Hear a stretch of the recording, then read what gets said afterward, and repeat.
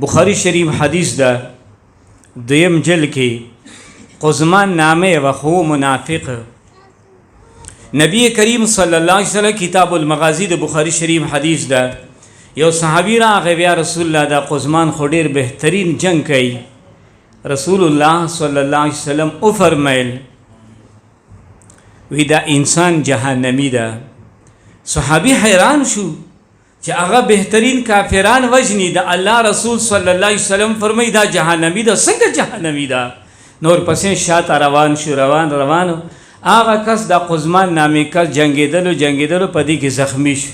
نو د زخم نه تاب رانوړو ډیر دردونو د وجې نه داسې تورې خخه کړه برې پې باندې ځان راوغورځولو.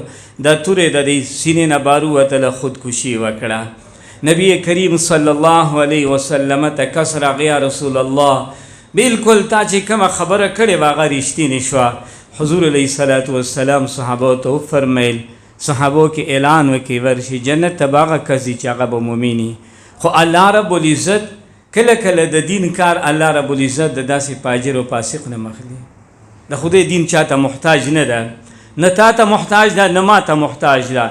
په دې ځای کې رب ذوالجلال د یو منافق نه هم د دین خدمتکار واخیستلو، د اوبو نه هم د دین خدمتکار الله واخیست. فرعون الله رب العزت په اوبو باندې لاهو کړلو.